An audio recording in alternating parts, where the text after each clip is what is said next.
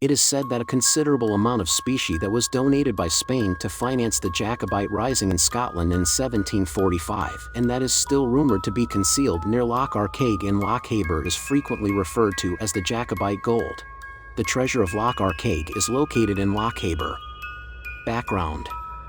After the Act of Union was passed in 1707, several uprisings occurred. In 1715, John Erskine, Earl of Mar, fought on behalf of King James VIII at the Battle of Sheriffmuir. The outcome of the conflict was a humiliating retreat for both sides. After that, in 1719, Lord Tullibardine and Earl Marischal would lead the Jacobites in the Battle of Glensheal, but their efforts would likewise be unsuccessful, and 300 of their Spanish allies would be taken captive. Both the Glensheal battleground and Mar's Castle can be seen by guests at Kintail, which is located near a low tower. It would be another couple of decades until the Jacobite movement witnessed another important rising, which time was headed by Charles Edward Stuart, who was James VII's grandson. In 1745, Bonnie Prince Charlie established a foothold in the Hebrides. His presence marked the beginning of considerable success for the Jacobites, and the 45 Rising would claim key successes against the government army while Charlie was leading it. Prince Charles Edward Stuart landed in Scotland in 1745 from France and laid claim to the thrones of Scotland, England, and Ireland in the name of his father, James Stuart. He did this in the name of his grandfather, Charles I of England, the Old Pretender. Even though Charles claimed that his endeavor had the backing of Louis XV of France and that the advent of French armies in Scotland was only around the corner, the reality was that France had very little intention of intervening on behalf of the Stuarts. Nevertheless, Spain and the Pope each contributed a modest amount of financial assistance to the cause. A monthly contribution of approximately 400,000 livres was promised by Spain to support the Jacobite cause. The challenge that we faced was putting this money into the hands of the rebel army. The initial payment, which was made in 1745, was paid to France via Charles's brother Henry, who was residing there at the time. A successful landing was made by the French ship Hazard on the west coast of Scotland with its cargo of money. In a turn of events that was unfortunate for the Jacobites, the riches were quickly taken by Clan Mackay in the skirmish of Tongue. Clan Mackay was faithful to King George II. The arrival of treasure. In April of 1746, the ships Mars and Bellona brought a total of 1,200,000 livres to the shores of Scotland, another Spanish installment, plus a large French supplement.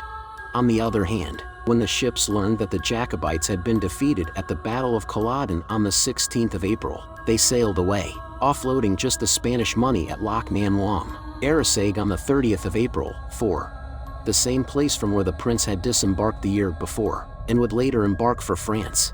As a result, 7 chests containing gold from Spain were sent to Scotland. As the Jacobite cause had already been lost by that time, with the army having been dispersed and the prince and his lieutenants being in hiding, the money was to be used to assist the Jacobite clansmen, who were at the time being subjected to the brutalities of the government forces of the Duke of Cumberland, and to facilitate the escape of leading Jacobites to the continent. This was to be done even though the Jacobite cause had already been lost. To conceal 6 coffins, which included one that had been taken by MacDonald of Barrisdale's soldiers, they were moved to Loch Arkaig, which is located just north of Fort William. One of the Jacobite fugitives, Murray of Broughton, was given the responsibility of keeping their secret safe.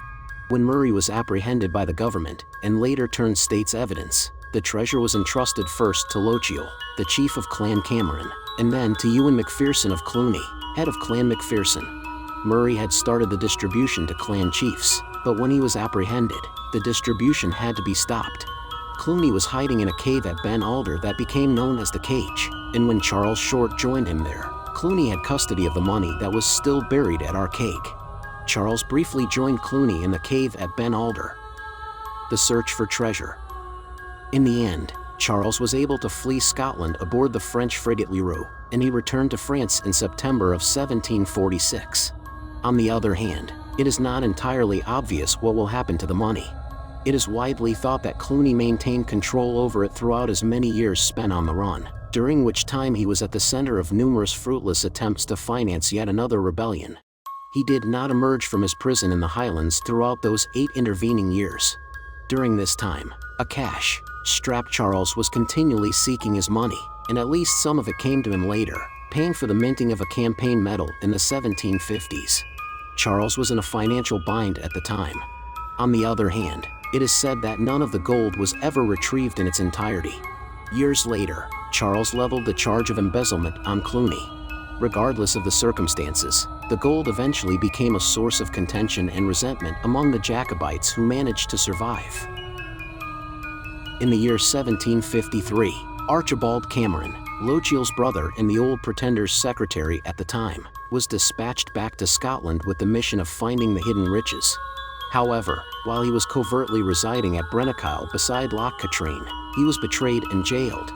It is believed that the renowned Pickle, a Hanoverian spy, was the one who betrayed him. He was found guilty under the Act of Attainder for his participation in the rebellion that took place in 1745 and was sentenced to death.